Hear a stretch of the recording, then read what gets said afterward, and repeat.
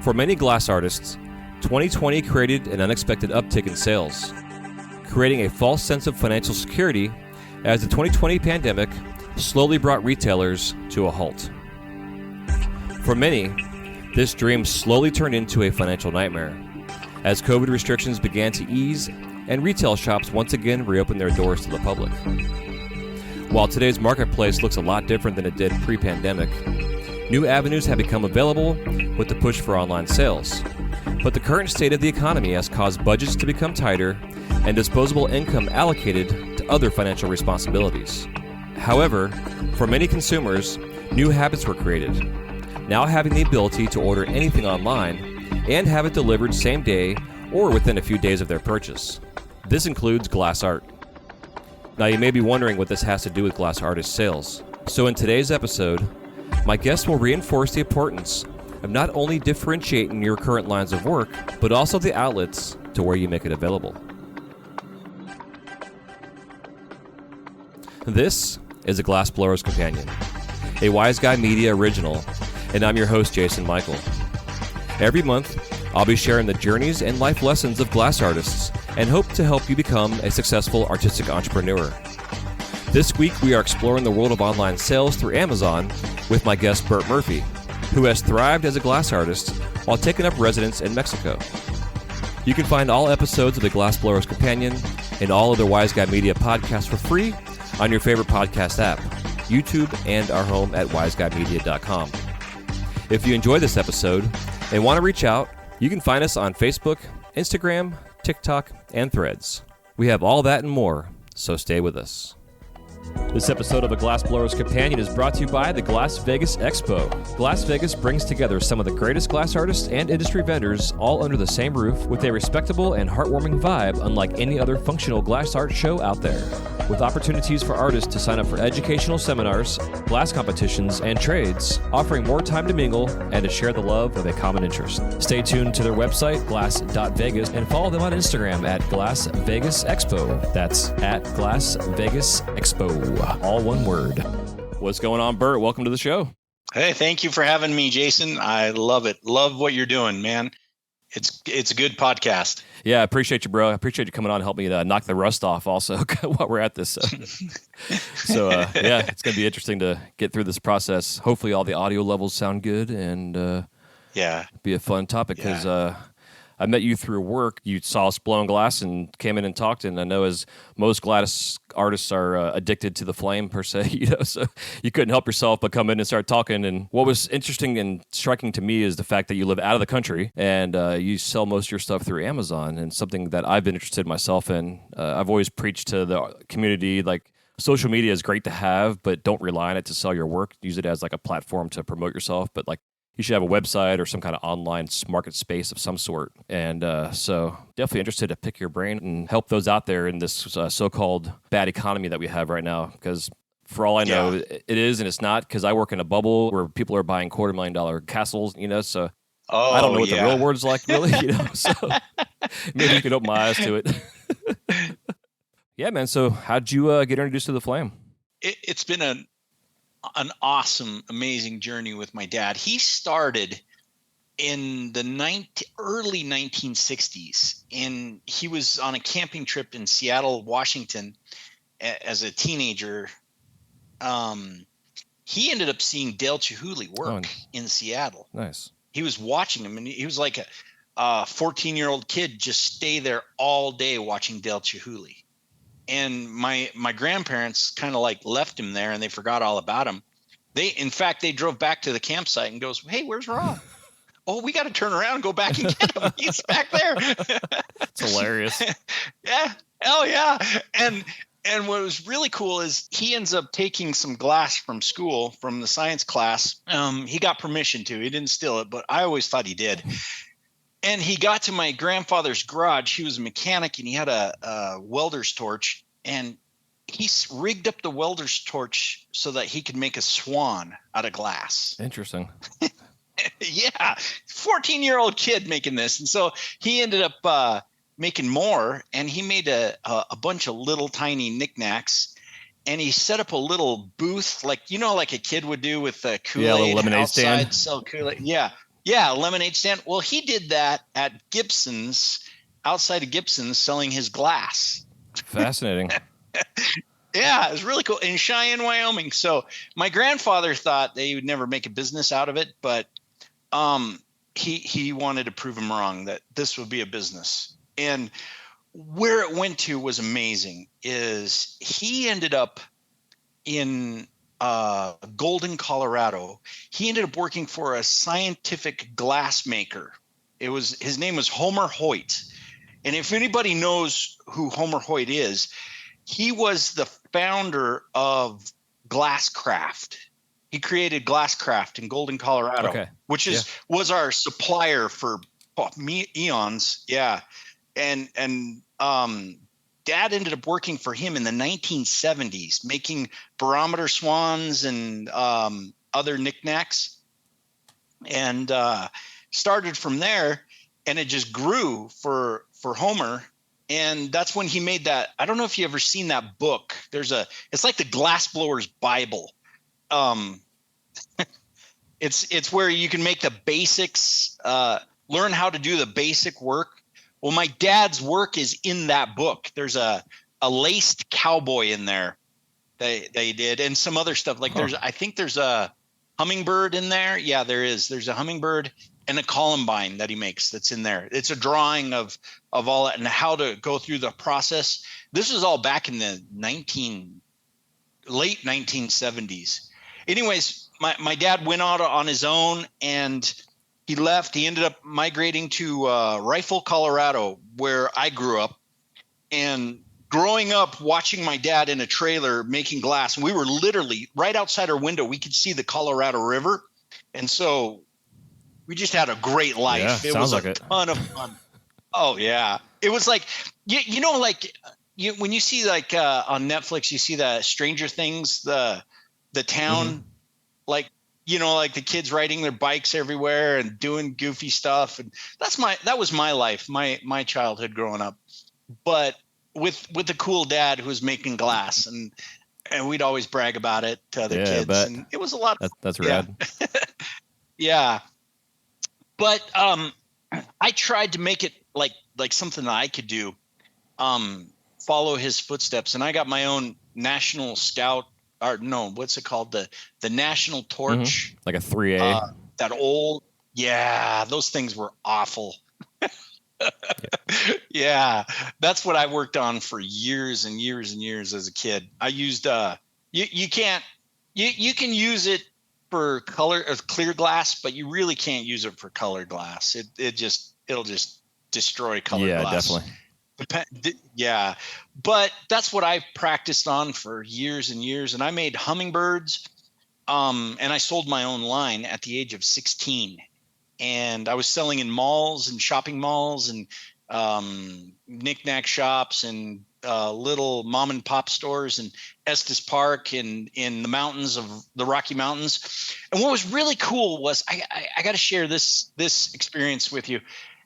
Was so cool was every holiday we would work together. My brother and myself and my dad. He was a single guy at the time, raising two boys. And we were teenagers at the time. We'd go with him to the mall, and we would do those crazy hours of the mall, like from 10 in the morning to 11 at night. We were doing those in October, November, December.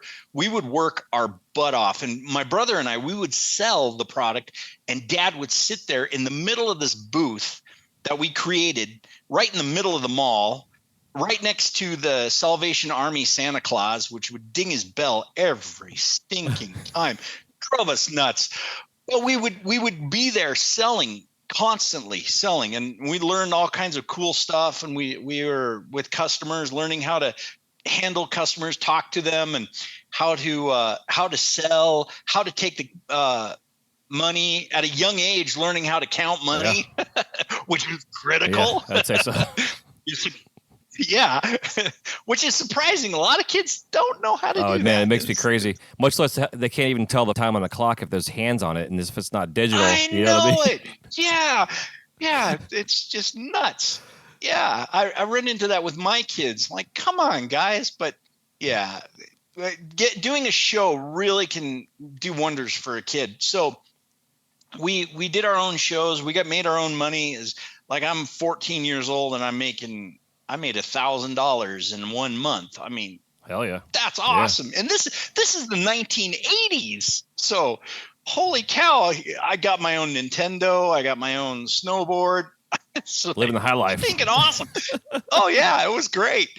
But it really taught me a lot of life lessons. And now that I'm way older and I got my own kids and doing my own thing, it really, really helps, because I can see how this business, if you're an artist and you don't have anything in you that's not business related, how to run a business, it's going to be really, really hard. Yeah. It's sell. It really is. You have to wrap your mind around a business sense. And it's kind of like farming. For me, it's kind of like being a farmer. My other grandfather was a farmer in Wyoming. I don't know how you could be a farmer in Wyoming, because that's just crazy. But he was, and that meant that he was an electrician, a plumber, a roofer, a carpenter. He was in vegetation, irrigation, doing all these things. You got to learn just to be a farmer. Well, in a sense, I kind of apply that mentality as an artist. In order to be a good artist, you got to apply something else to it too, a business mind, a business sense. Yeah. So learning those skills are critical in order to make it. And that's what we ended up doing. And we're semi-successful at it. It's still difficult. It's still hard, but we're trying. It's been good. But going back to that mall, that scene in the mall, I just loved it. I just loved, as a kid, everybody crowding around my dad, watching him making something. Like you do in Disney, yeah. Like somebody comes around and watch you and go, being attracted to that flame, and they want to say, whoa, how do you do that? You don't burn yourself? And I say yes every day. Every day, yep. It's really, really fun. And then just enjoying your hard work afterwards that's what we did. We ended up in my late teens, going out of high school, we ended up serving as volunteer missionaries in Ecuador. And we were able to live there off the money we made every year on the holidays from glass, and then go back down and do construction work, volunteer work, and learn Spanish and make new friends. And it was just an awesome life. And then I ended up leaving glass for a while. Dad never left it. He was always a glass artist, always doing it. I ended up getting into IT and telecommunications. I was a telecommunications technician for almost 18 years. But I never left glass as a hobby. On the weekend, I was always doing something. Yeah, it's hard to get away from it, right? It's always draws you back. Yeah. Yeah, it's like in your blood. You got to do it. Yeah. It probably is in our blood for as long as we've been doing it for. Literally. Yeah.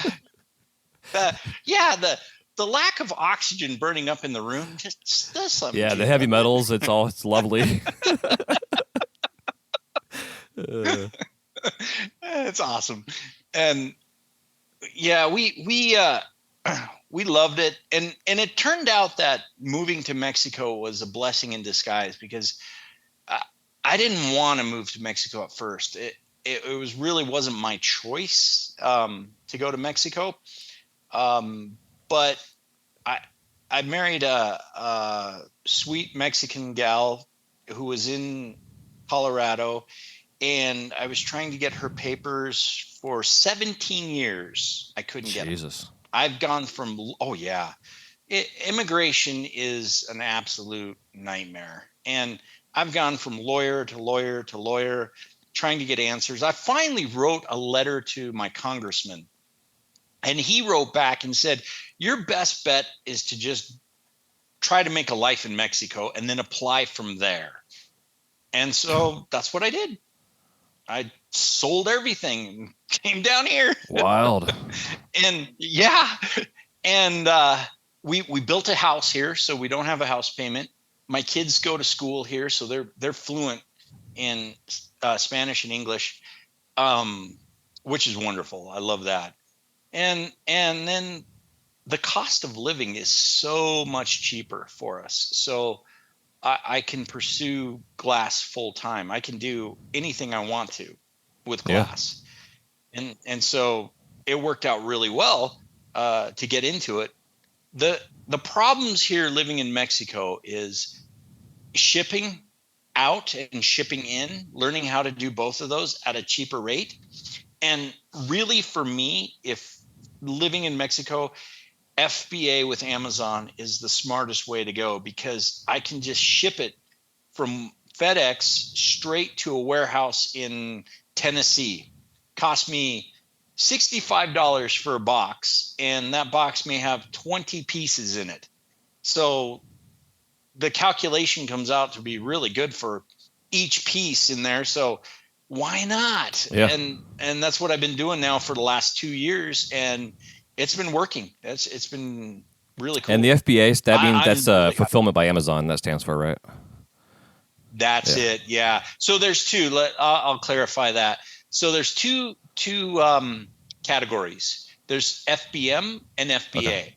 Now I do both. FBM is fulfilled by merchant, which means the merchant sends it directly to the customer. And then FBA means fulfilled by Amazon, which means Amazon will send it to the customer. You have nothing to worry about. You just send it to their warehouse, which that means why that's really good is because FBA automatically puts it into Prime category. So any of the Prime customers, they get preference for shipping. Okay, and that's like the majority of Amazon people too, or Exactly. So if you get your product into FBA, you're going to get it moving. It's going to move. If it's a good product, it looks good, you've got good descriptions and good photos in there, it's going to move if you're FBA. Now, if you're FBM, you may have a less of a chance. It'll move if your other things are moving. But you may have to push it. You may have to do some social media work to it, marketing work to it. But with FBA, it's a lot less of a headache for advertising. You can get it moving. Yeah, that's interesting. I just want to kind of back up a little bit before we get too much in the Amazon talk, because I've always appreciated like the fact of what we do as a living, as it gives us a chance to travel and go see the world. And I've interviewed other artists from a variety of places around the world, and I'm always curious about your setup and getting gas and oxygen, et cetera, for yourself. Because of the costs at times, you know what I mean? Like friends in Hawaii that were spending over $150 on a tank of oxygen that may last in 12 hours, but living in Mexico, it's a whole nother situation. So I'm just kind of curious, like, as far as, I'm sure regulations there are a little bit different, obviously. Oh yeah. Maybe they just don't give a shit. Yeah. I don't really, but getting yourself situated and set up, like how do you go about the oxygen and propane? Do you have like a home oxygen set up for yourself, or what are you doing with that? No. Actually, I became really good friends with my oxygen provider. He's a really cool guy. He distributes for welders all around this area where I'm at. I'm south of Mexico City, about an hour and a half in the city of Cuernavaca, and Cuernavaca is just gorgeous. It's beautiful here. It's eternal springtime here. Right now, it's rainy season, which it only rains like 1 hour a day every day for the next 3 to 4 months, which is perfect. Yeah. But 3 hours south of me is Acapulco, so we get to go to the beach and hang out. And it's nice. I mean, it's got its ups and downs. There is crime here, but it's not as bad as what people make it out to be. Mm-hmm. But going to my supplier, my oxygen supplier. Really nice guy. I got to know it's a mom and pop operation for him. Him and his wife run the business, and they go and fill my tanks for me, and they bring it directly to my house. So I'll order 3 tanks of oxygen, and it'll cost me, I calculated it yesterday, it cost me roughly around $45 a tank. Okay. And so $45 a tank, and he brings it up to me. And what's really funny is he'll bring it sometimes in his Volkswagen or in his Bronco. Amazing. It's not like the United States where, they got an armored vehicle to bring it. Yeah. Yeah. And he's really, really flexible. He can bring it anytime I need it. And to keep that business relationship going, we've invited him over for barbecues and tacos. He's invited us over to his place. And that's really another thing that I did with my FedEx guys, because Federal Express here is pretty reliable. I recommend using only Federal Express. Don't use UPS. Don't use DHL. And the reason why is because every time I've used them, it doesn't matter where you are in Mexico, there's either a 5-finger discount going on inside your box that you're shipping, or they're drop kicking it, like what's that movie, Cable Guy with Jim Carrey? Yeah. Yeah. I know what you mean. Oh yeah, every single time I've sent something's broke with DHL or with UPS. So FedEx, they rock. And they know how to do the customs very well. I know it's more expensive, but I calculated it for everything that I use, and they do a really good job with it. So because of that, I'll do every quarter. I'll send them a pizza to say thank you for working so hard for me, because customs is not easy. And if you can find somebody to do customs for you, you've got a friend. You got to keep them as a friend. Make them happy. Yeah, it's a pain in the ass. I've had to ship stuff to Canada before, and it's like just across the border, but it's so much hoops and paperwork you got to fill out. It's annoying. Oh yeah. Figuring out the cost of, like a lot of times I'll just write on there it's a gift, maybe value like $5, to save my clients from having to pay a couple $100 in taxes on the stuff. Oh yeah. It's a nightmare, and it was for us too. It still is. We're still working on stuff like that. And receiving glass, like trying to get your glass supplies. Now, what we did for a while when we first got here was we'd call up friends who are coming down, and we'd ask them, could you take a pound with you? Could you take a couple pounds of glass with you? Yeah, sometimes they'd say yes, sometimes they'd say no. But when business is really rolling, you need that 2-3 pounds coming in every 2-3 weeks. So I applied for a company outside of in Texas, outside of Mexico border, real close to the border on Brownsville. There's a company called American Ship, and they truck it in, and they'll drive it right to my house. Oh, that's awesome. So I'll have, like, let's say, my glass supplier there in in North Carolina, they'll ship it to those guys in Texas, and then those guys truck it in. Customs is never a problem with them. So it's like stinking awesome. And the cost is really reasonable. I'm really surprised. Like, last week, I shipped in a pound of Amazon Night. Amazon Night cost me like $39 for a pound, I think. And I think it was $39. To get it to me, it only cost me $21. Heck yeah. Altogether. Yeah, it's huge. Yeah. Yeah. Wow. It really is a good way to go. I know if I lived in another country besides Mexico, I know it would be harder for me. I know it would be way harder getting supplies. Yeah, absolutely. I mean, and that's always my thought. It's because glass rods are 4 feet long usually if you're buying clear stock. So it's like pay deal with that. Oh yeah, and that's another thing I found. I found like a couple of glass companies. I call them up and I tell them my situation. They'll cut them down for me. Yeah, exactly. Which is way cool. Yeah, it's huge. Yeah, it really is. It's a really good thing. The other day, the thermocoupler clucked out on me. And that coupler, it goes to the controller on my kiln. Yep. And I had to order that part here on Amazon, and it cost me $21, and I got it the next day. Heck yeah. Yeah. So who would have thought? Not? It's 2023. Here we are. It's amazing. Yeah, in Mexico. Yeah. I mean, I'm literally in the heart of Mexico. I mean, I see donkeys down the street. You got a drone flying down the road dropping off your supplies to you. Yeah, seriously. I can see visions of three amigos here. Right, I'm sure.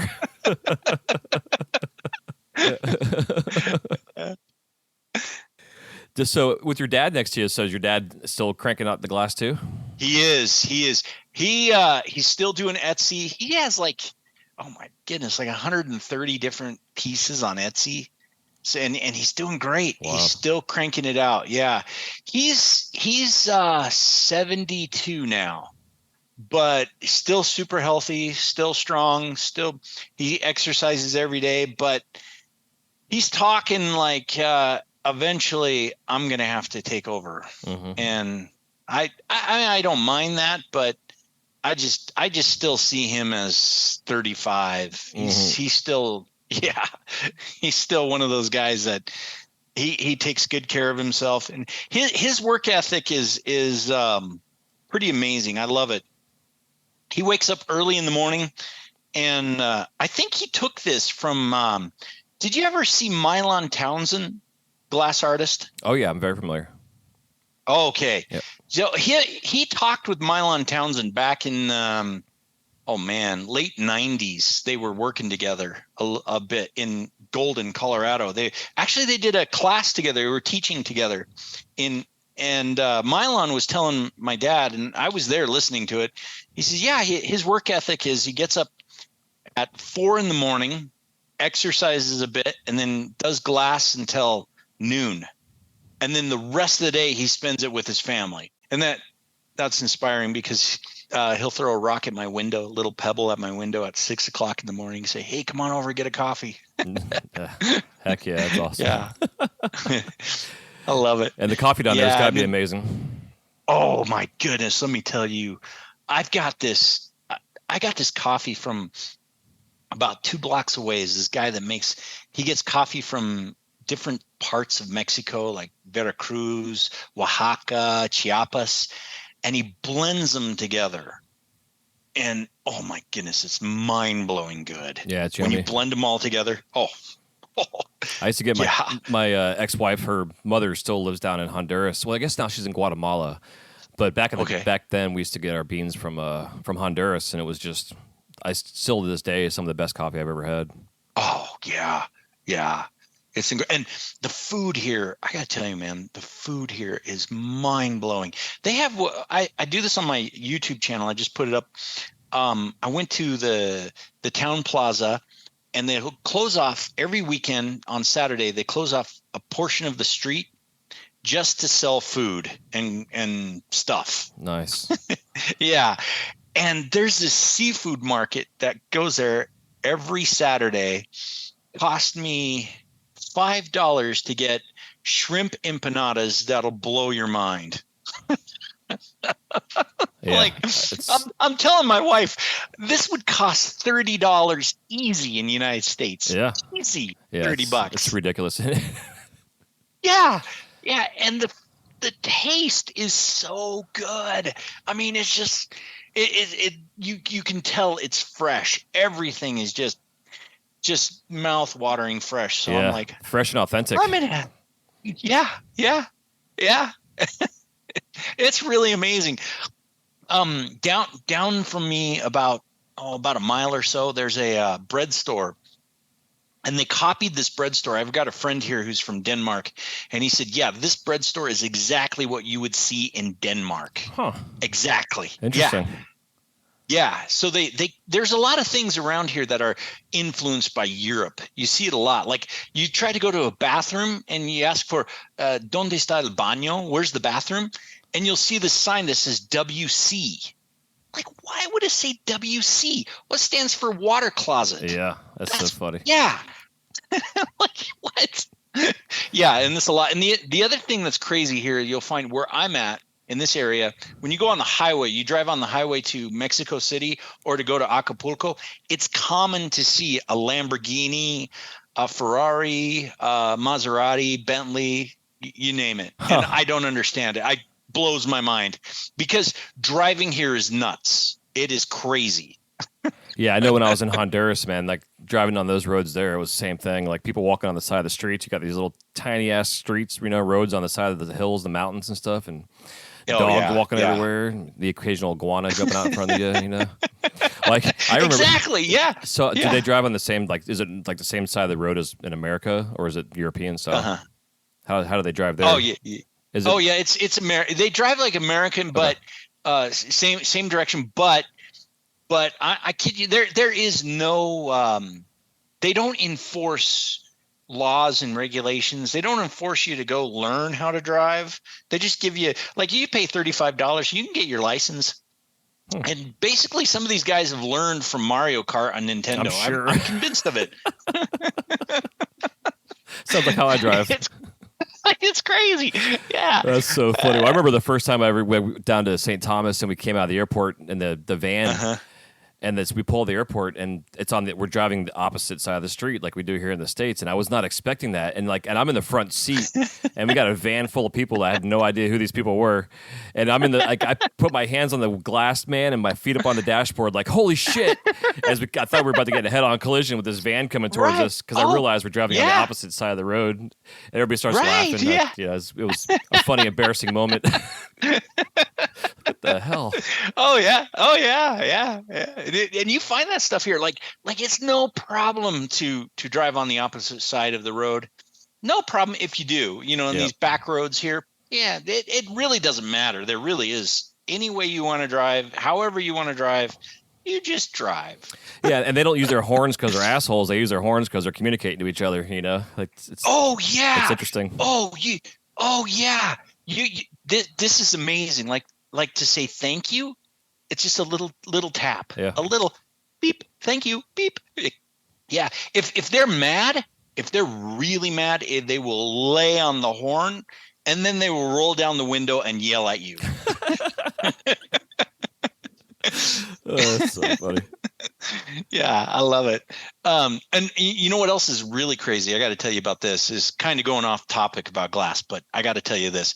If you're driving on the highway and they turn their turn signals on to the left, and there's nobody there and they're not moving, what they're doing is they're telling you to go ahead and go around them. Interesting.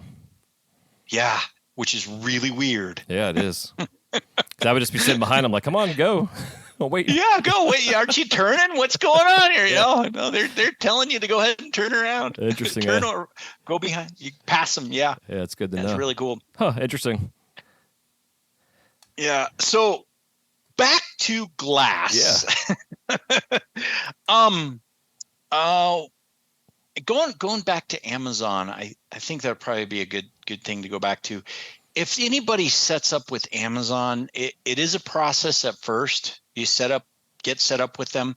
They take their time to make sure that you're legit. You don't have to be an LLC at first. Okay. When you're under handmade, if you apply as handmade, you don't have to have a brand registry. They encourage it. They give you about a year to try to get your brand registered. And unfortunately, I'm still not brand registered. I haven't done it yet. I'm going to. I'm going to get it done soon. But it's really nice because if you're any other entity in Amazon, you have to be brand registered right away. Yeah, that's what I noticed. Yeah, okay. Yeah. So that's a blessing there. But they do help you with the process. They want you to have insurance. So at least $1 million in coverage, which I end up paying like $45 a month for my insurance coverage. Okay. Is that just like a liability insurance? Yep. Liability insurance. Yeah. But that comes with the territory, I guess. But the other thing too, it was really nice is like if you get returns, you can circulate that right back into the system. No problem. It's really cool. You do have to watch it with Amazon. They are super strict on how you take care of your customer. So for example, if a customer reaches out to you and says, hey, where's my product? And you didn't see the message, and let's say you let it go by 24 hours, you're going to get dinged by Amazon, and they may slow your sales way down, if not shut you down. Wow. Okay. Yeah. So you got to be very careful. Be on top of them. Watch them because they'll pull something like that on you. So make sure that you're taking care of your customers at all cost, no matter what. and what, like, for example, for me here, what I had to do to set it up so that this business works is I have to have on the other end in the United States, I have to have an address, an actual address that they can ship all my returns to. Okay. And so my grandparents and my uncle take all my stuff in Colorado. And when I'm doing FBM, facilitate by merchant, I'll send it to them. And so when they see the shipping label, they'll see that address in Colorado. They don't see Mexico. They don't know it came from Mexico. Interesting. Okay, that makes sense. Yeah. So it makes it look like a legit. Wait, it is legit. It's just there's a little part that they don't know about, which is okay. And what I like is, like, my uncle takes care of most of it for me, and my grandma, bless her heart, she's 92. She's still driving.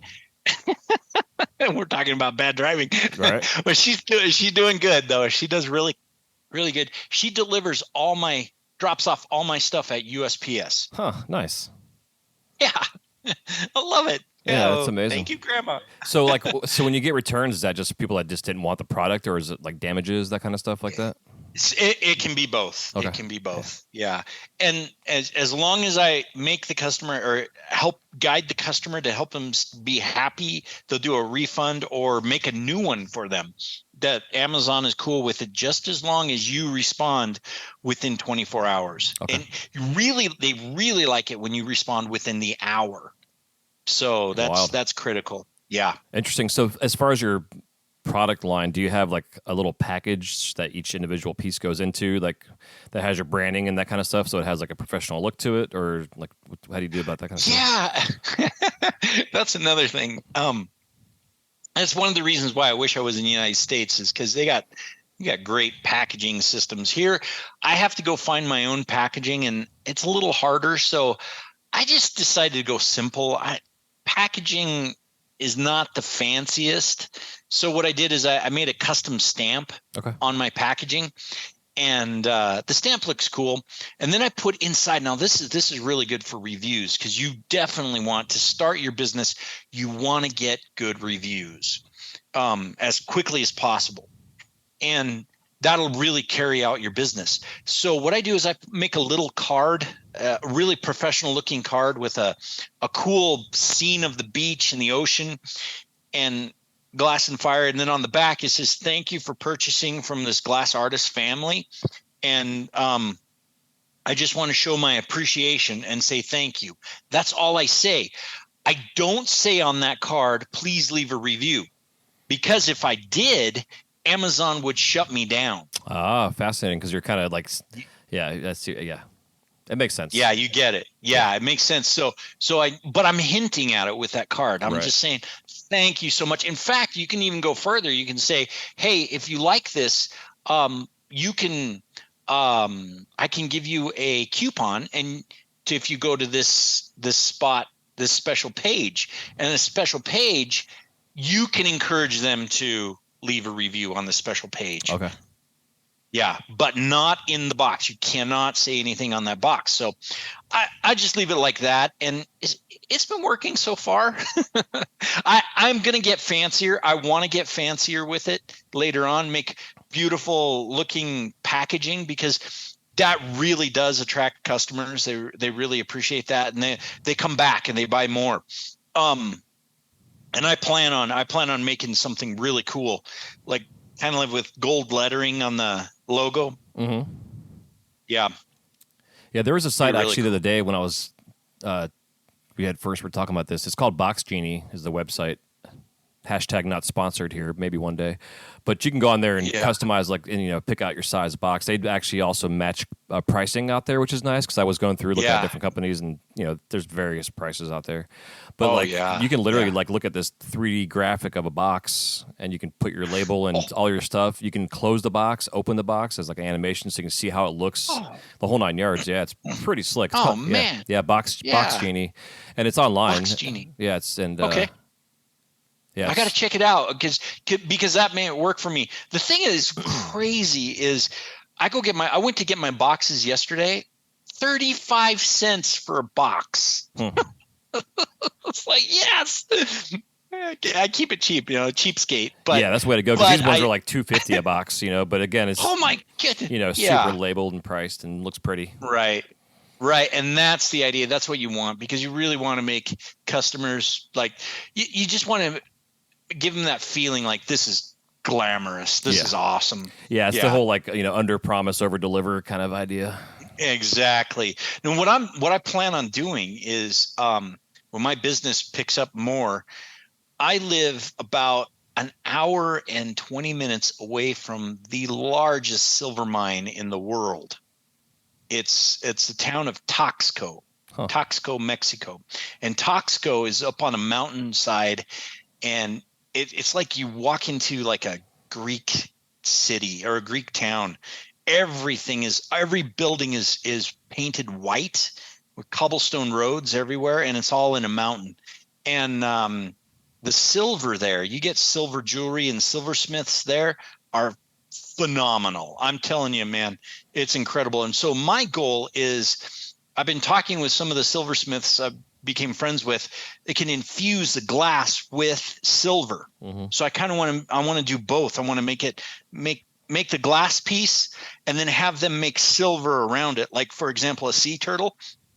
Just make the body of the sea turtle, and then I make the shell, which has a gorgeous implosion inside, and sell that as a necklace. And oh my goodness. Yeah, it'd be amazing. That would rock. Yeah. Heck yeah.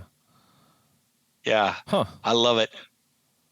Very cool. Yeah, it's a lot of cool ideas I've got out there here to inspirational ideas, and just and color makes it happen. Yeah, I'm sure, because I know a lot of the jade jewelry down there too is real big, and I loved like the hand carved jade stuff. It's just incredible. Stuff. Yeah. I saw this. There's this lady in Hawaii that I've been watching her work, and she makes these glass blown sea turtles. She makes the shell, and then she makes the silver and the gold. And I'm not knocking her stuff. Her stuff is great stuff. She does a good job, because it looks like the Hawaiian Islands inside the glass, which is really cool. But man, I'm telling you, you can pull off just inside the shell. There's so many cool patterns you can pull off. I mean, just with the frit nowadays that we get, like with Blue Moon, Amazon Night, purple colors, the amber purples. Yeah. Just, oh man, encasing that in a shell, or just doing diachroic, or even silver fuming and gold fuming, just mind-blowing cool with the spiral pattern. Oh yeah, you can do a lot out of that. Yeah, it's like a blessing and a curse as an artist, Yeah, it's like so many things we can make. God, I know it. And then that's the thing that's the problem is you have to funnel it down to something you can do realistically right now to make money. Yep. So you can pay the bills. Yeah. Yeah. Yeah. That's always a challenge. Fun struggle. Yeah. So with the Amazon, I'm kind of curious too with the marketing, because I know like with Etsy, I had a friend of mine that was selling. He was doing like hand engraving on glasses and beer mugs and stuff, and he was finding like his sales were great, but then through Google listings, if someone clicked on and went directly to his website to purchase the item, even though it was through Etsy, it was still like an Etsy link on his website, he would get the full sale minus Etsy's fees. But if someone clicked on the Google link that then sent them to the Etsy site, which then sent them to his online market space, he was also then charged a percentage for that Google listing, which he didn't list himself, but Etsy listed it, And he started seeing it was like almost like $400 a month was coming out of his pocket, because people were clicking on the Google link and not his actual website or his personal Etsy link. Is the Amazon thing the same? Are they similar kind of association kind of thing with that? It kind of, yeah. It doesn't really associate with Google. So if somebody finds you on Google, they don't charge you for it, but you got to watch it, because like, let's say you set up in your pay-per-clicks, you've got keywords that you set up, and you manually set up your own campaign. And then you set up an auto campaign, because that's what everybody tells you on YouTube. Set up an auto campaign because it works great, and it does. But here's the problem. You've got the two running at the same time. And so they'll find a keyword. Let's say they find glass pendant. So somebody types in glass pendant, and they see your work and they click on your work. You're going to get charged double because you have it in your automatic and you have it in your manual campaign. Interesting. Okay. Yeah. So what you have to do, which is a blessing from Amazon, you have to create a negative keyword. Oh. So in one of those. Yeah. So that way you don't get charged double. Interesting. Yeah, it makes sense. Yeah. Yeah. And it'll save your bacon big time. Huh. Because if you don't do that, I'm telling you, man, I lost in Christmas last December. Like I said, I made $10,000 worth of product, and I only got $1,000 back. Yeah, it's terrible. And it's because of stupid stuff like that. Yeah. Well, I'm glad you made all the mistakes to teach us. So yeah, that's what I'm hoping to do. I hope to. I'm opening up a YouTube channel right now while I'm working on glass, just to talk about stuff like this. Yeah. So I'm hoping that if fellow glass blowers out there are having difficulties, to either go here to your podcast or come to my YouTube channel, just to get little tips and tricks to help stuff like that. Yeah, I'll definitely link it up at the end on your show notes for sure. Oh, thanks. Thank you. Oh, yeah. I appreciate it. Yeah, because Amazon, they don't.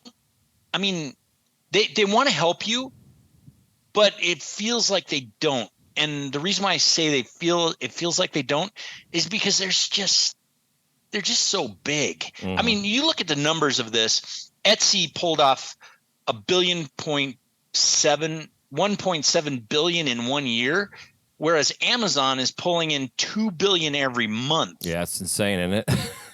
Yeah. Yeah, I remember listening to an interview with the original CEO, founder of Amazon, and they were talking about how when they were just selling books early on, that's all they did. It was like an online library basically. And every time they'd get a sale, they had a little ding that would go off, a little bell. Yeah, and every so many hours they would get a ding. Eventually that ding turned into just like a flat line beep, and where they had to cut it off because it was making them all fucking crazy. Like, it's like, oh, this is amazing, but yeah, now we're all going insane. So crazy. Yeah, that's crazy. I love it. That's exactly how it is with Amazon, and that's what you got to think of. And that's the other thing you have to kind of plan for, is you might blow up. I blew up. When I went to visit you, I was able to go on vacation to go to Disney World to visit my daughter because my Amazon page blew up. I mean, I hit like 19 sales in one day, and this was going on for 5-6 days. Amazing. And and I couldn't keep up. I had to shut things down just to help keep the orders going out, so that way I can keep up. And that kind of is a worry with them. But if you're in the United States and you're planning on doing Amazon, it shouldn't be too bad. If you're in another country though, and you got to get it out there to them tomorrow. Yeah. Different story. Yeah, it's a different story. Yeah. So, because I know, exactly. Amazon has their fulfillment centers all over the damn country. So, your stuff just goes to one specific fulfillment center, and then that one distributes your product out to the rest of the people, right? Is that in terms of orders? At first. Yeah, at first. Okay. At first. So they're getting a feel for you at first. So your first Amazon FBA shipment is going to take a little more time than usual. It took me about 3-4 months for my Amazon shipment to get completely in the system. And then once it's in the system, my next one took a week to get in. Okay, nice. Yeah, which is awesome. But then I start getting sales, and then the sales start getting higher and higher. So they start saying, okay, we need, instead of 24, this next time send us 48. So I send them 48. And so what they ended up doing is they ended up taking 24 of those to one warehouse and 24 to another warehouse. Interesting.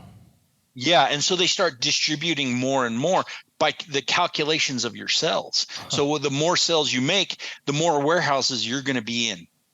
Yeah, it makes sense. I was kind of wondering that with inventory and overhead, because like I've heard stories with Walmart, for instance. They actually will go to a company and say, hey, we're going to pay you this much money for your product, and you need to manufacture and produce this amount of product, daily or annually or whatever the hell it is.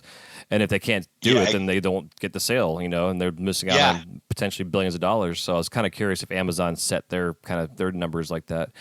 Because they do. You got to be able to produce. Yeah, like they're telling me right now, I need to send them 75 tomorrow. I'm like, I can't. but yeah, they tell you, they will let you know right when you go to the homepage, we need 75 more of these.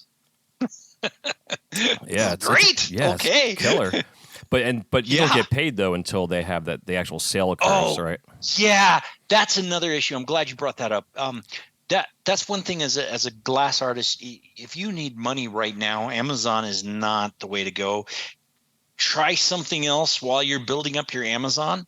Get another way to make income, and then build your Amazon at the same time, because they can take up to 3 weeks to get your paycheck. Okay. Yeah, and the reason for it is there's a couple of reasons why Amazon does that. One is they're holding your money in case there's a return. And the other reason is any of the fees, any of the advertisement, things like that. I feel like they hold it way too long. I think that's terrible. I want my money now. Yeah. Yeah. And I don't know what's going to happen tomorrow. I don't know if my stupid advertisement, I'm going to make a mistake in my advertisement and not put in a negative keyword in, and all of a sudden get charged double. I don't know if that's going to happen. So I end up the next day, I'm thinking I'm going to get $1,000 tomorrow. I go and look tomorrow. Turns out I'm only getting 500. Yeah, interesting. So because like most of the sites like Etsy and the big cartels and stuff of the world, you do a sale and they automatically take out the percentages of their fees right from your thing. Yeah. And then you can cash out right away if you want. You know? Yeah. And they say, and I found out, I felt like this is fraudulent with Amazon. I felt like truly this has got to be horrible. Turns out it's not. It's actually the way they've been doing business since the beginning. And so this is where you have to really educate yourself on your payments, where your money is going and what's happening to it. So you have to know all those stupid little nuances beforehand.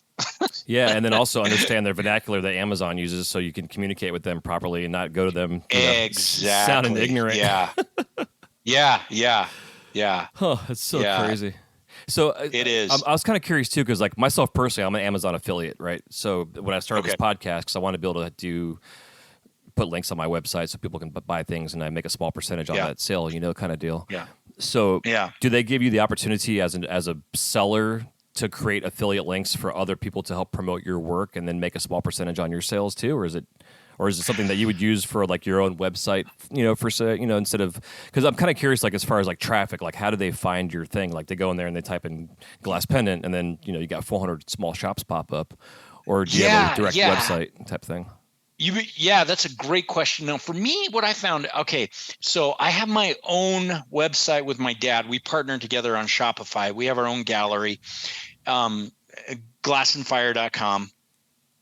And I can't really take and advertise something in there unless I create a blog. If I create a blog and I show something and I can create a link to Amazon in the blog from the website, but I can't really connect it, but I can promote it. I can promote it all day long on Facebook, TikTok, Instagram, no problem. But if getting an affiliate, that's the next step for me, is trying to find an affiliates to promote my work, or I can promote their work. I'm not very good at that, and I really want to learn. It just seems like I don't know why with Amazon, some people say it's super easy, but then I go look at it and it seems super hard. Yeah, like I saw some dude with an ad yesterday. He's like, I use Chat GPT, and this is why I said, hey, blah, blah, blah, blah, and it's set up for me, and I'm making $1 million a day. Fuck you, I'm like, dude, exactly. This is a bunch of clickbait bullshit. It's not fair. It's crazy. Yeah, it's like one dude and a million people. Yeah, and it stuff like that drives me crazy. There's something else I was going to tell you. It was really cool about Amazon. This is awesome about Amazon. Amazon will let you warehouse your Shopify or big commerce stuff with them.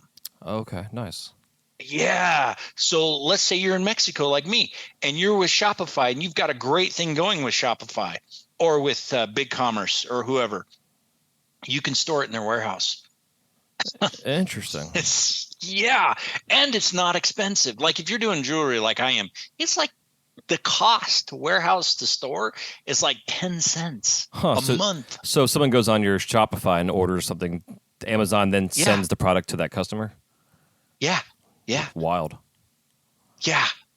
So cool. That's smart on Amazon's part. I mean, holy shit, they're getting something from everything out there. It seems like even more so than I thought they were. Holy cow. Yep. Yeah. So for us artists, I mean, the sky's the limit when you got stuff like that. Yeah. Because you can do your own custom stuff and put it there, store it there. It's not on Amazon. Huh. Yeah. So it gets me thinking. So there's early on in this podcasting stuff, like I was talking about, I was trying to get affiliate stuff going, and there's a website. Yeah. I think they still exist. It's called kit.com, and you basically can go on there and put together like another podcaster I listened to, which I learned this from. He had like a book series, like he recommended 6 books, and you would go to this link that he created through this kit.com that had all 6 books. They were through Amazon, and if you bought the books, he would get a small affiliate percentage of that sale. And that's awesome. Right. So like I put together this kit for like live streaming in your studio, like with the backdrop and, whatever lighting and a camera setup, etc. And they were individual things, but it was a kit that I had created. And so I was kind of thinking, if that's another option, I would think. But I don't know if you have to be an Amazon affiliate first to then have access to, because I know like when I log into my Amazon account, I have to differentiate between being a customer or being an affiliate, which website am I going to have access to per se? Right. So I was just kind of curious, for you personally, that might be another option for, selling like little jewelry kits, type thing. Oh yeah. That's a really great idea. I was thinking about that, like doing necklaces and doing rings and doing earrings, making earrings. Yeah. A whole set like that would be really cool. Yeah. Yeah, something to think about. And just like, it's kind of curious as options because, again, with Amazon, it's so easy. My wife's just like, I'd send her a link. I was like, I need some sneakers. And we could spend 3 days going around all these stores looking for shoes. I know the kind of shoe I like to wear. I send her a link on Amazon. Next thing I know, I got a pair of shoes in my house the next day. And I didn't have to even leave my home and spend time going around dealing with the madness of the world out there and people, But yeah, man. So, yeah, it's an interesting struggle because, so I went to Las Vegas 2 years ago, did a trade show for my first time, and like going into it, I had a couple ideas on how I wanted to approach the situation, and so I approached it by I brought samples with me and took orders, and I brought samples of things that some of the stuff I made on a regular basis, some things were stuff I made one of, and instead of just selling that piece as like a one-off, I'm like, I can make more of these because in my brain, I'm like, I'm optimistic. I can make whatever the fuck I want to make.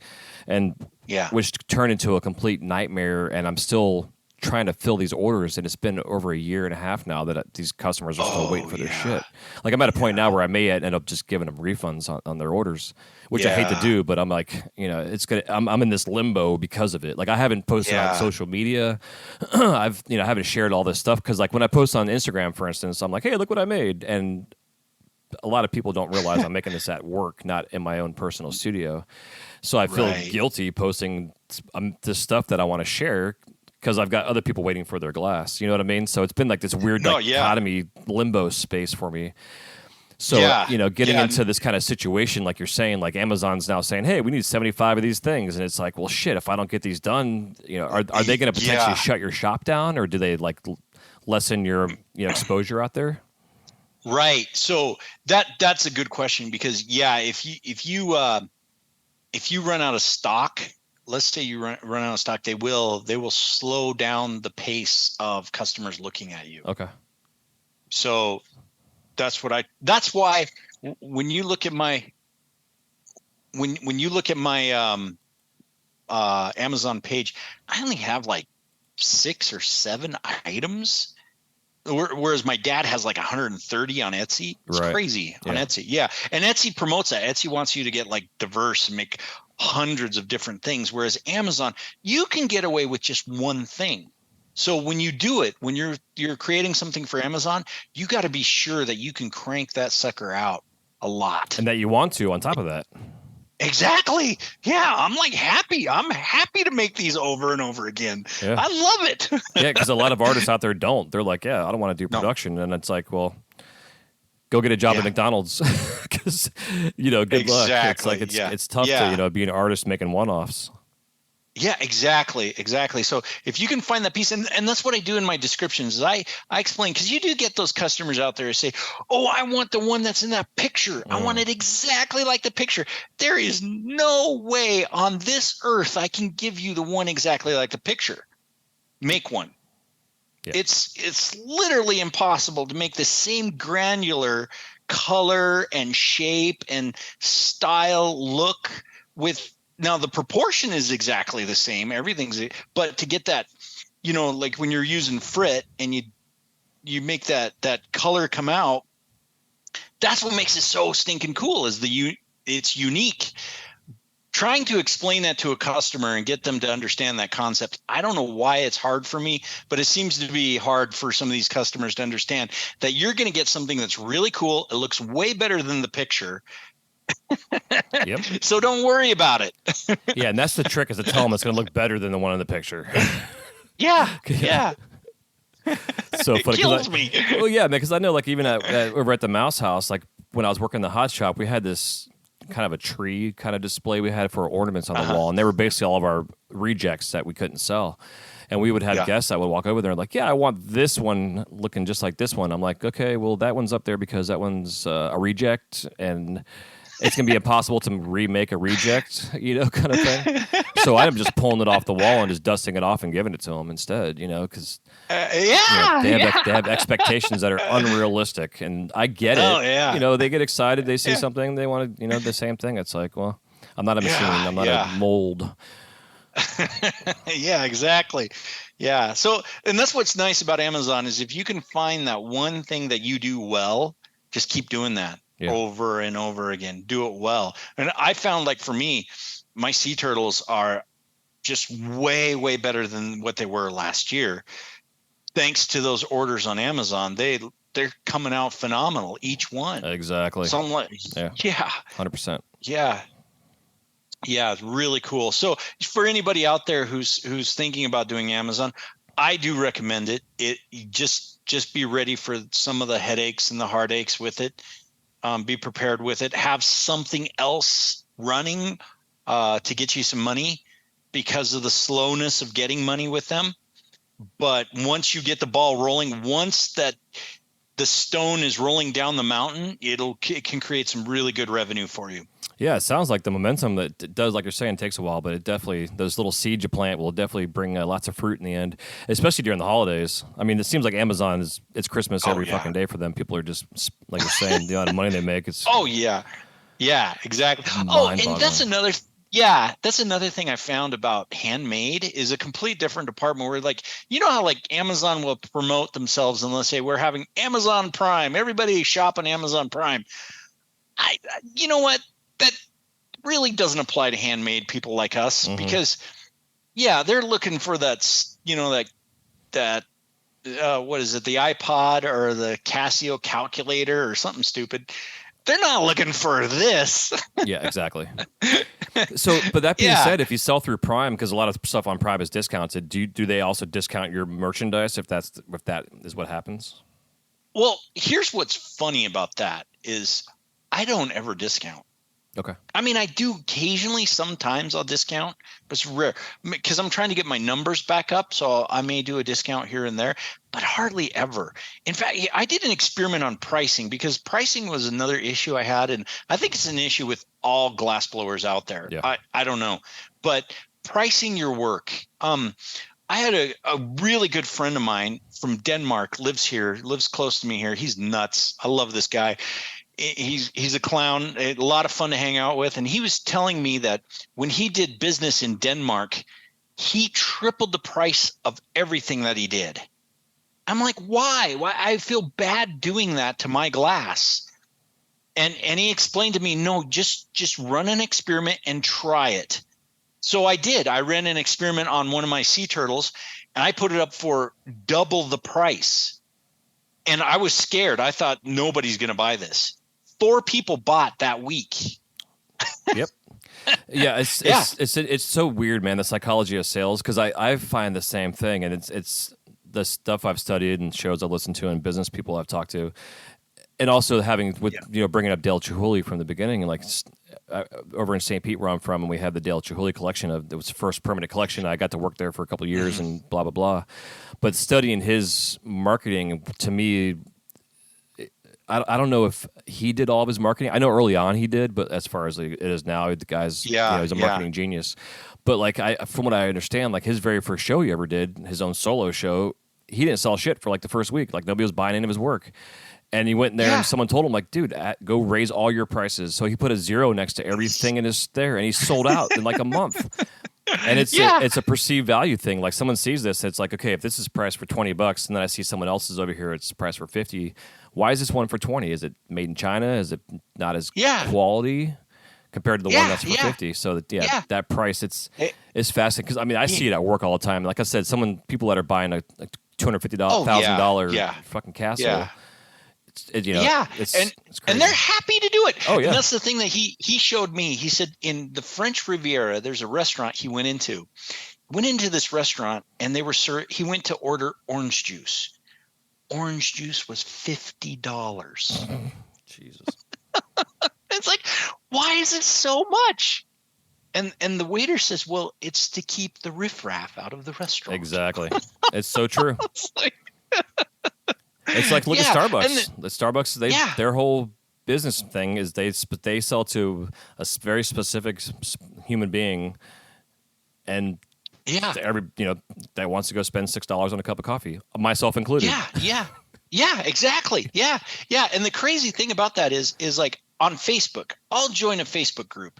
This cool Facebook group, and I'll go ahead and post a sea turtle pendant, and I'll put my price, my set price that I have on Amazon, and I'll get these people all the time saying, oh, I want to buy that. How much is it? I tell them the price. Oh, I'm sorry, I can't afford that. Can you please bring it down to a discount? Yep. I'm like, why am I spending time here?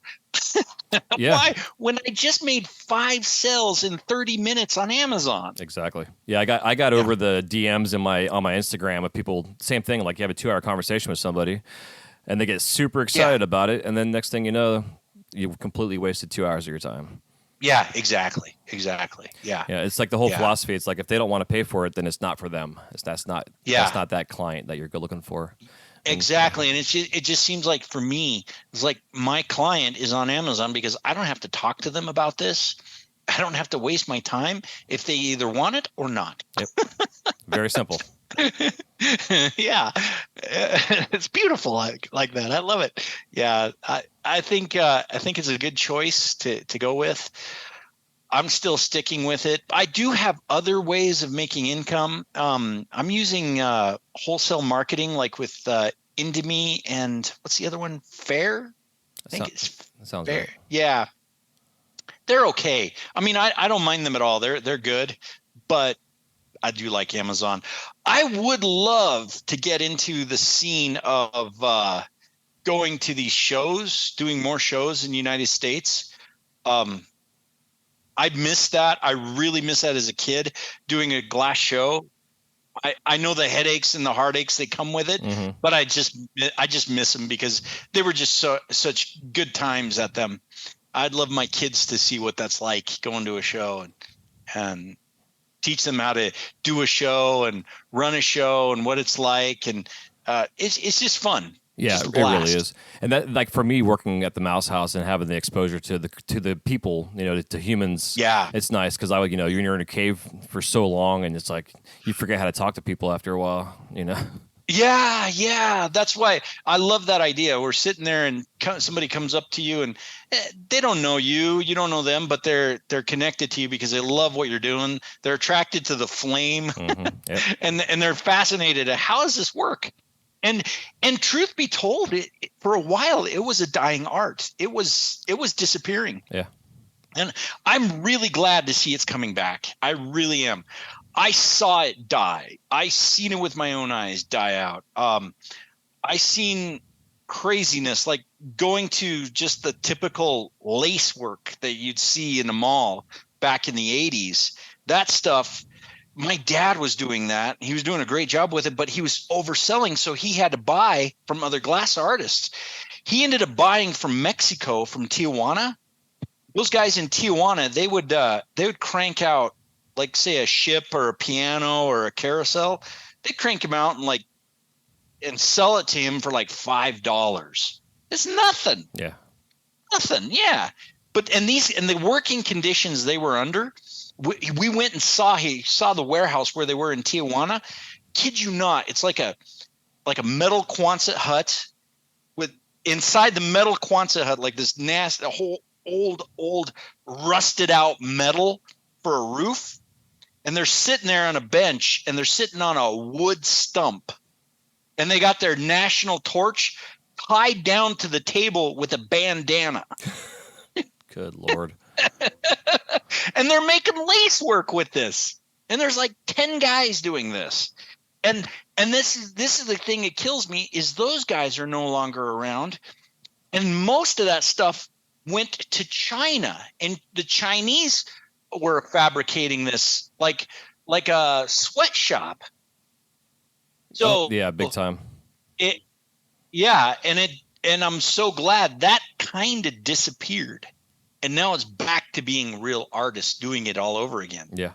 And yeah, like the market for hummingbirds, I can see those are coming back. Man, I made 1 million hummingbirds when I was a kid. I'm not exaggerating when I say that. Oh, I believe it.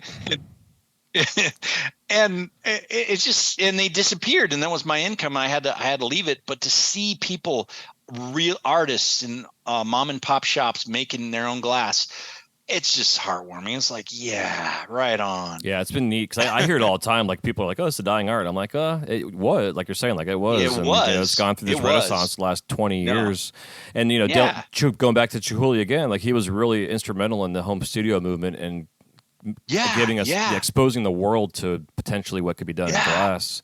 Yeah. And then things getting cheaper to afford, and then the pipe industry grew to where it is now, which has expanded the color palette and. It's wild. And I got to tell you, the pipe industry I'm totally blown away by the people that are making pipes. I mean, some of these guys are just beyond belief amazing what they're doing. Yeah. I wish. Yeah.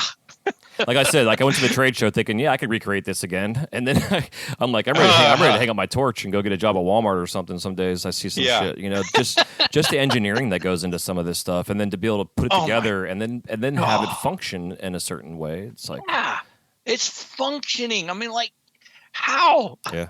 I know, it's incredible.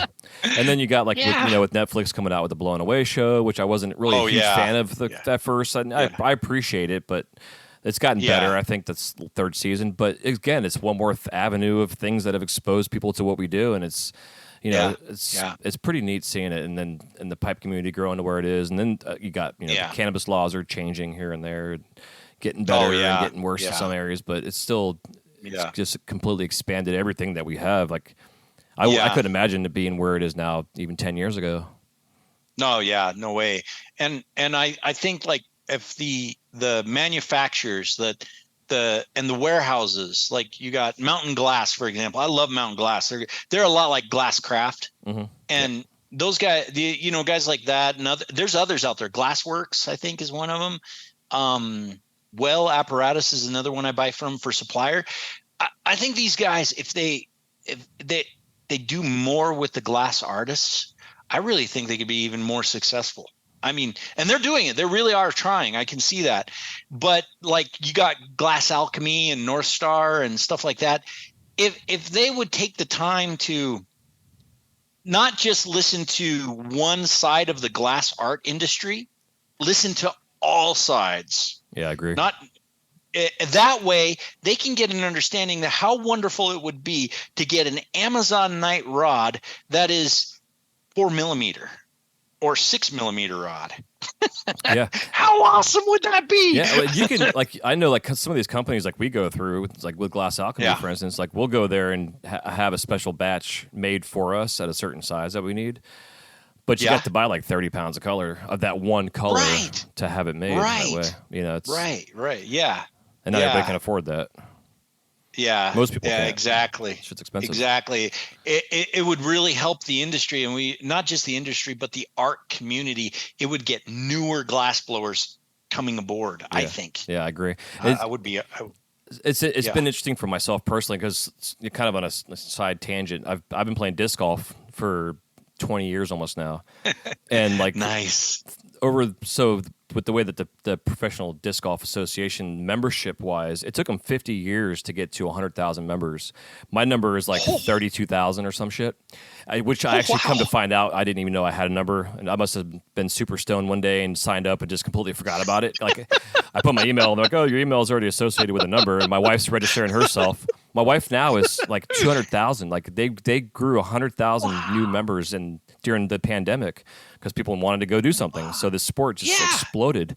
Yeah. So all these manufacturers and companies are out there. There's like all this new stuff, and it's I've correlated along with the glass industry, because it's this small little niche thing that has just slowly grown, and then all of a sudden it blew up to where it is now. And these companies are finding that they are now at a point to where things are leveling off. People aren't buying as many discs as they were, because you know, everything's flooded in a sense. You know. Yeah. But, I love the glass craft had back in the day. I remember this. To promote more glass, they would create classes to instruct people, teach people how to do this, and that really helped the industry get more of the material out there. Exactly.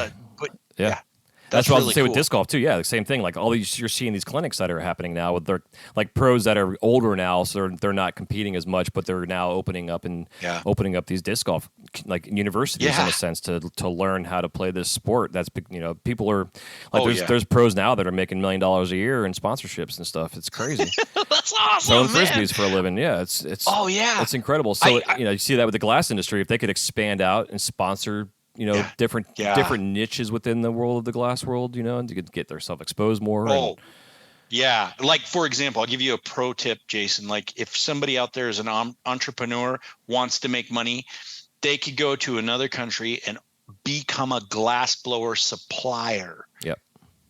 And they'd make a killing. 100%. Make a killing. Oh, yeah.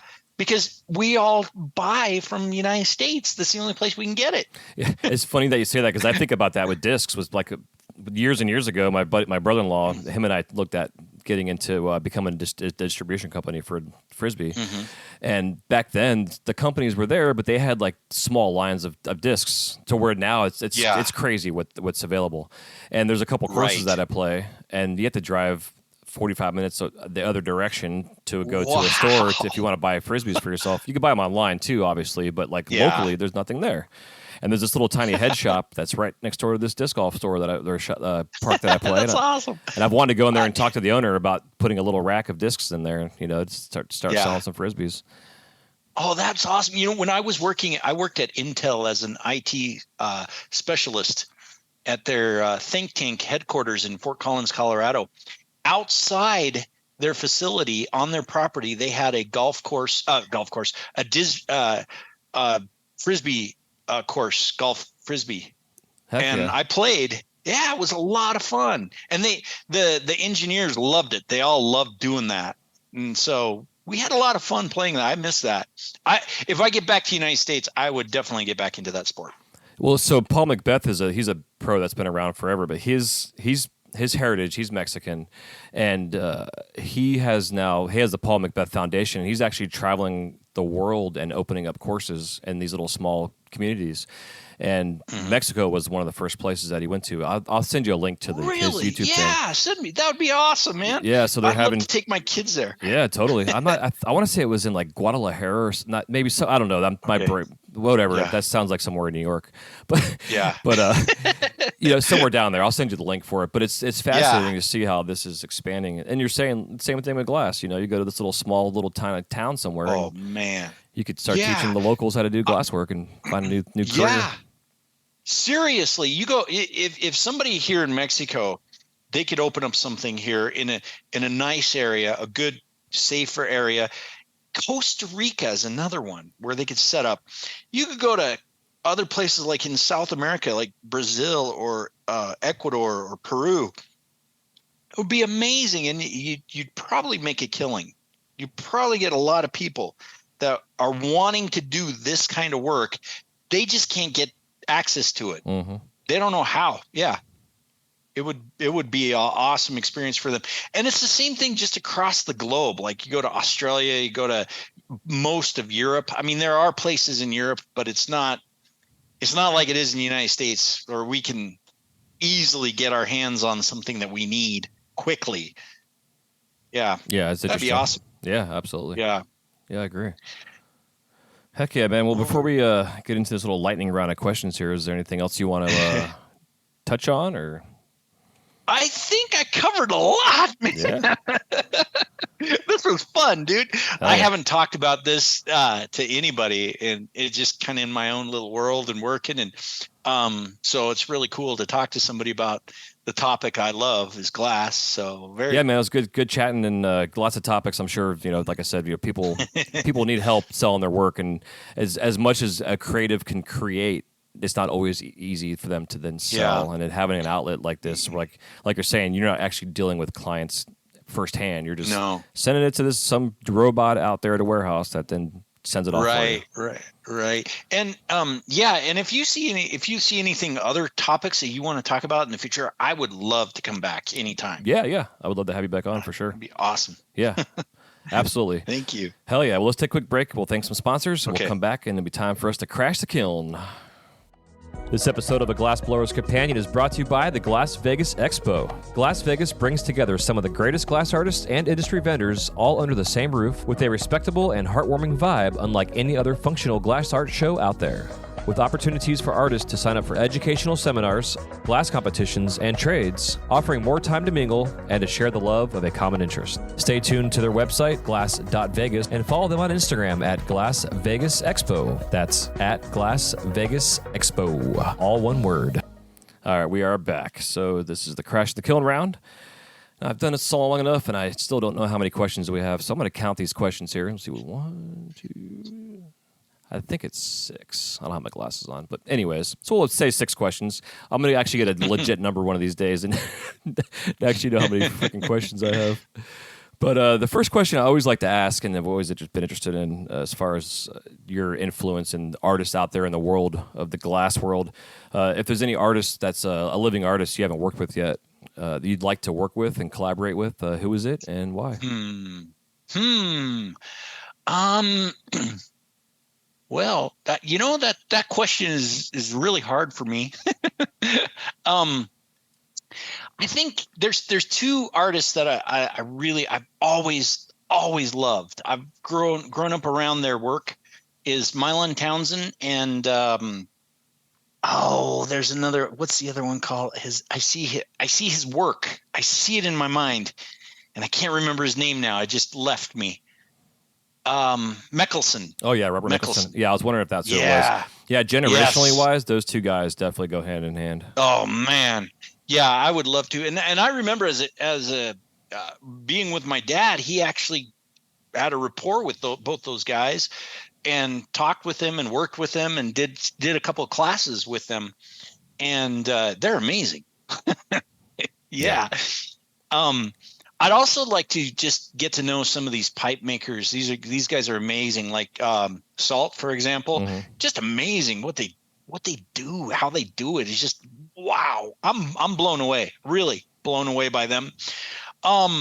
If I could take a time machine, I would like to go back in time to these there was these two glass blowers in Boston in like 1890 that they created these museum pieces, and it was just for botany, and they made like flowers out of glass. The Blotchka family.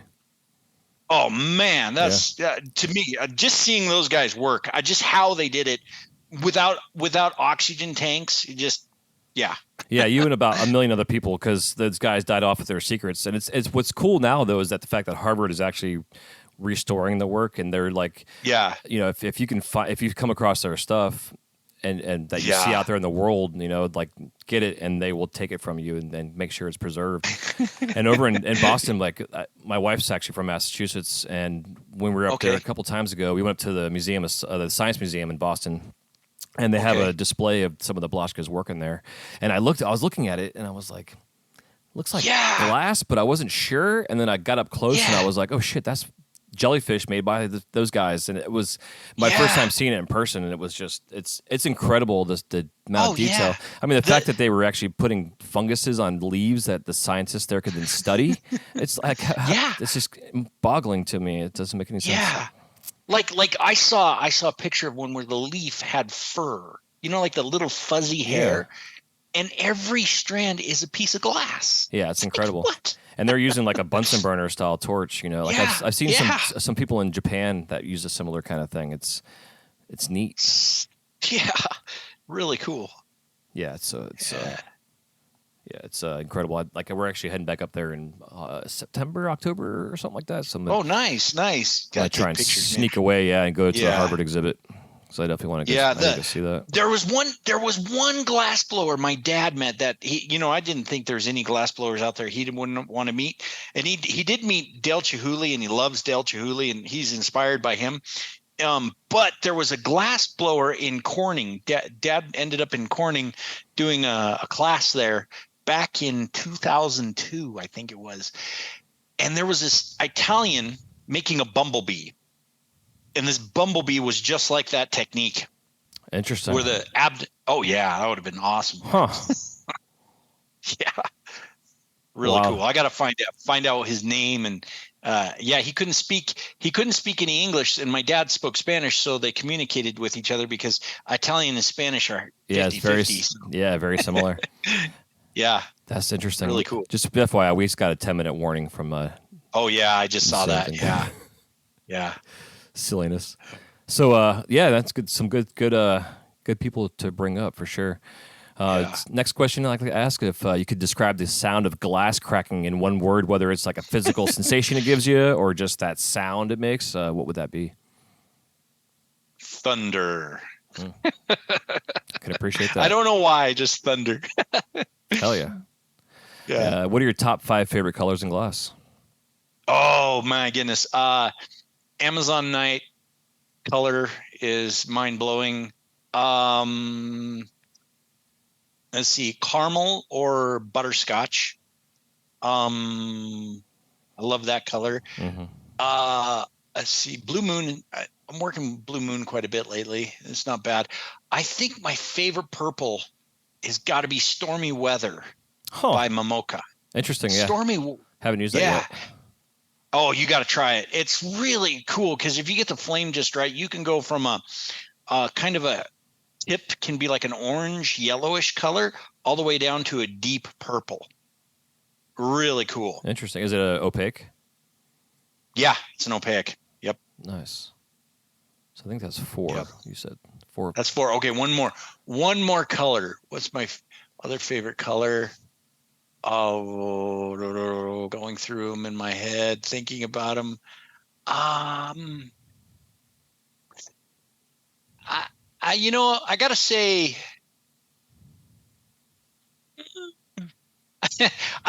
amber purple is still up there too. Okay. Amber purple. Yep. Yeah, that's always on my top 5 for sure. Yep. Nice. Heck yeah. So, what's your worst injury in the studio? This is funny. Worst injury. My worst injury wasn't really an injury. It was really funny. We used to run a ribbon burner, and we'd make like circles and hearts and ovals and diamonds, and put inside them, we'd put like a hummingbird with a flower vine, and I would make the whole thing. And I was like 19 or 18 at the time. And I was using the ribbon burner, and the way we would run it, we put it inside this old outhouse at our house in Rifle, Colorado. Why is it in an outhouse? I don't know. And we got this ribbon burner. Dude, this is hilarious. It was running on a vacuum and on propane. So it would push the air out with the vacuum and run a propane. So I go into the outhouse. It's the funniest scene. My dad he was doubling over in laughter. He couldn't believe it. I turn on the propane, and then I turn on the vacuum, and the vacuum wouldn't turn on. Forgetting about the propane, I'm working on the vacuum. Yeah, I finally get the vacuum going, and I go over to the clicker, and there's that ribbon burner, and it's long. It's about 1.5 feet, maybe 2 feet long.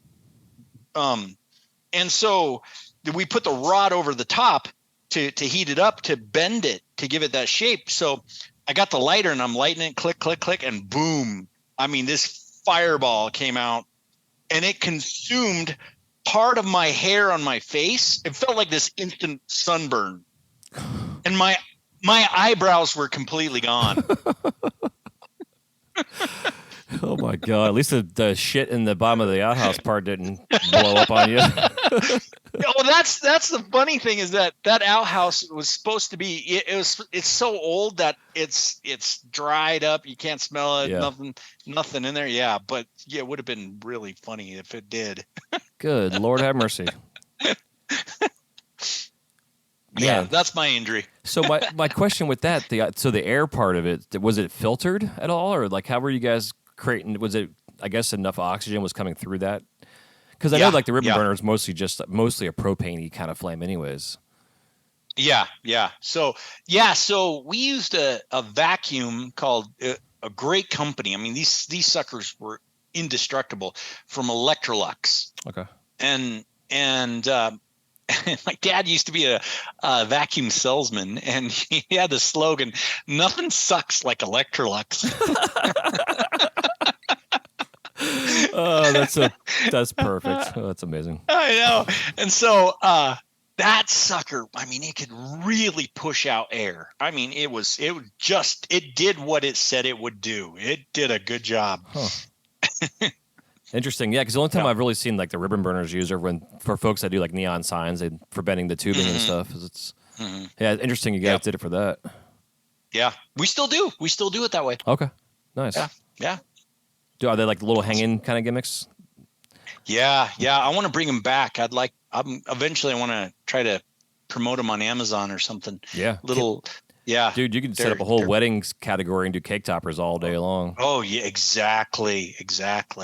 Yeah, I would love that idea. Do the big heart with the vine in there. Yeah, a little couple birds on top. Yep. Huh, interesting. Awesome. Yeah, that's a crazy story. So when you're in the studio, do you listen to music, watch TV, or do both? I do both. I like TV. It's like when I was a kid, Dad had this black and white TV always running, and he would work in a barn. He converted this barn into a glass studio in Rifle, and I remember watching every single episode of Andy Griffith's show, Next Generation, Star Trek. I mean, everything. Columbo. Yeah. So I like that because it's I know what's going on. I know the storyline. I don't really look at it, just listen. So I like that. But if it's like a Netflix show like Stranger Things and I'm into it, yeah, I can't do that. Yes, I'm the same way. Next thing I know, like an hour's gone by and I haven't gotten shit done. Exactly.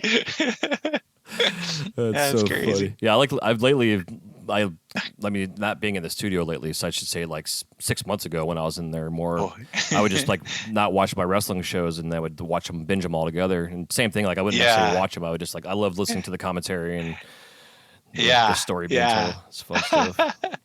That's awesome. Heck yeah.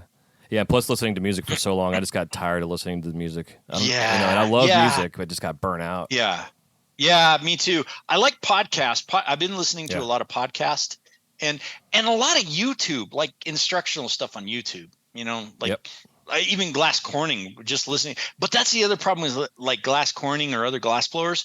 I have to stop what I'm doing and watch because it's just too stinking cool. Yeah. Yeah. I know what you mean. Yeah. So yeah. Heck yeah. So, do you have any glass blowing themed tattoos? No, I don't. I don't have any tattoos. No tattoos. Now, if I did, I would choose a hummingbird and a sea turtle. Nice. Yep. Heck yeah. And last but not least, what are your top 5 favorite tools? And that does not include your torch or your kiln or your glasses. All right. Number 1 tool is my grandfather. He's awesome. He's MacGyver. He's a tool? He's a tool. He's a MacGyver. Yep. He'll invent anything. So he invented these pliers. He went and got some knockouts from electrical box, and he took those knockouts, those little metal plates, yep, and he welded them to the pliers, and that's how I shape my sea turtles. Oh, nice. Heck yeah. That makes perfect sense. Yeah. It's awesome little tool. I've had that for 20 years now, that tool. Interesting. Is it stainless? Are they stainless steel? Like the little stainless steel. Yeah. They're awesome. And other tools, like we've invented other stuff. Oh man, like we'll customize pliers all the time with grooves and notches in them so that you can grab the glass better. Yeah, like what other tool? I love my my awl. You know what the awl is? It's that poker, like the what metal is that? It's a special metal in there that you can't burn it. Yeah, it's like brass or something. Yeah, it's really good. I love that tool. What would you use that for? Just like doing impressions and stuff?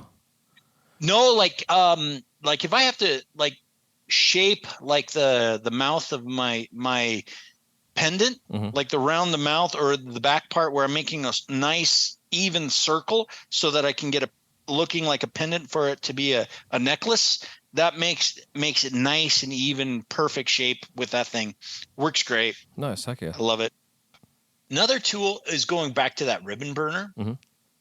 That ribbon burner I loved as a kid. I love that thing. I could crank out shapes by the hundreds in an hour. That was a cool tool. Yeah, just having that nice long heat to heat up a rod the same temperature. Yeah, it makes sense. Yeah. Really cool. Huh. So you got 3 so far. Got 2 more. 3. Oh, 2 more. Okay. My claws. I can't live without my claws. And here's the thing is I'm teaching my kids to blow glass and to learn lamp working. But the thing that I get scared by, and when we were teaching other people, is when they grab the claw and they put it in the flame and you can just see the knuckle in that claw just starting to bubble. Yeah. Like, no, it's going to fuse into the glass. No. But the claw is a huge deal. I mean, just thinking about how you can grab a tool and use it so that you don't burn yourself while you're shaping glass. That's a good tool for me. Yeah, same here. I love them. Yeah. And I have had many things I have made, though, have had little copper marks and burns and shit from those tips getting hot, you know? Yeah, exactly. Yeah. Yeah. And like this one tool my dad surprised me with as a gift a couple months ago. It's like a roach clip kind of thing. Like a little hemostats? Yeah. And it's perfect for grabbing those little tiny pieces, a piece of rod, and you just want to continue. You want to keep going with it. You want to use everything. That's a perfect tool for that. Yeah, one of my buddies I work with, he has a pair of hemostats that he uses for everything. Like if he's making like a Mickey head, he grabs the Mickey's ears out of the kiln with it, and they lock right onto it. You know, it's like super easy. I use a pair of tweezers, and I end up like they slip out, and I drop them, and so I gotta get a pair. Yeah. Those are good. Love them. Heck yeah. You know what else we did with those going back to those pliers with the knockouts on them? My grandfather designed a leaf pattern in them. So, nice. You could buy those. We could buy those, but making his own leaf pattern actually looked even better on that than they do when you buy them, because you can put like little nuances in it to make it look really cool. Yeah, I like to cut my leaves by hand, but I have used those presses, and I've noticed some of them are like too machined looking, like you're saying. Yeah, So yeah, it's nice to, That's if you could like create like the shape first, and then kind of go back and cut like the little veins and things in yourself. yeah, yeah. Like, oh, that's another thing is I'm discovering the power of scissors. The scissors are awesome. Yeah, I haven't used. Yeah, yeah. I was trying those out, and they worked for a couple of my bigger pieces. They actually look really good to make a certain effect I was trying to get with scissors. are you using shears or are you using like regular scissors? No shears. Yeah, using shears. So I've used regular scissors before. Like I used to go to the store and buy like the cheap ones, like you would like cut meat with or something like that. Yeah, because I couldn't afford the shears at the time, and they were pretty good, but after a while they got kind of shitty. But yeah, it's amazing what you can do, little cuts and little patterns and stuff you can do with them. Yeah, yeah, it really is cool. But okay, I'll tell you my number one favorite tool is another rod, using it as a punty. Yes. That is awesome. When you can make your rod that you're using to blow glass with to turn it into a tool. There's nothing like it. Yeah, and I feel that way. Like early on when I started doing this, I wanted to be like caveman glass blower and have very minimal amount of tools like just the glass would be most of my tools. And that was like my whole mindset, you know.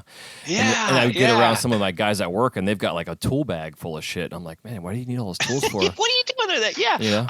I don't have that many tools either. Yeah, I may have like 6 tools on my desk. That's it. Yeah, I'm the same way. So like bringing back Robert Mickelson, him and I did a demo together years ago down in South Florida, and we had our own little table setups, etc. And I look over at his bench, and the only thing that he had different from my bench was he had a blow hose and hand torch. And I didn't have that. But our tool set, we had a little spoon, had a butter knife, a couple little simple tweezers and shit, and that was it. And I was very excited to see that because I've always thought like I was too minimal. And then I see like Mr. Mickelson, genius master glass blower over here, same shit. And then I went back home and got the hand torch and the blow hose, which was a total game changer. Oh yeah, we're gonna try that. I want to try that. That's gonna be fun. Yeah. Yeah, even like a national, like that's what we use at work is like this little national hand torch for the hand torches. Oh yeah, super nice. Oh, that's really cool. I got to do that. I want to get back into making stuff like that. Yeah, it'd be really cool. Yeah, it's fun stuff. Hell yeah, man. Well, I'm sure we can sit here and talk for 3 more hours as Zoom keeps cutting us off behind the scenes here. I know it. I love it. Thanks, Jason. Man, I just loved it. Yeah, likewise. Despite this podcast, talking with you about this, just too much fun. Yeah, I agree. And I appreciate you coming on and helping me get this rust knocked off because I've been kind of putting it off and just, then the pandemic happened and shit. And I just got lazy. And, it's like I love this industry and I love what we do and I love talking about it, and in my heart, I was really feeling like I wasn't feeling it, but I knew like once I would get this rolling again, talking to you has been perfect because now I'm ready to record 14 more interviews. So So I definitely appreciate it for sure. And awesome. But before we let you go, dude, if you want to share with us where we can find you out there in the social media areas and the interwebs and your Amazon stuff, and I'll make sure all your links are in the show notes for everybody. Oh, thanks, man. I'm my website that I partner with my dad is glassinfire.com. That's glass with the letter N and then fire. Okay. So, and I'll type that out so you see it later. And then it's the same thing for my social media on Instagram and Facebook. It's glassinfire_art. Same thing for TikTok, glassinfire_art. And on YouTube, I go by on YouTube. I go by the Glass Blog or Glass Vlog on YouTube. Yeah, and I'll share those links with you later. So very cool. Heck yeah. Thank you, man. Yeah, you're welcome. I'm just kind of curious. So I have a TikTok account, but I've only posted one thing ever. And then I did start up my Instagram and I started doing reels. And so I started making like $200 a month from people viewing my reels, which was killer. Yeah. But I've wanted to kind of because it's been, I probably haven't posted something in probably 5-6 months. So I'm at a point where I'm going to kind of reintroduce myself in a sense. So TikTok was how I was gonna do it, because I already have a pretty decent following on Instagram, but now TikTok's this whole new thing. So what do you specifically yourself? I mean, you're not obviously not doing dances and dumb shit like that? Are you just is it mainly just kind of your glass work?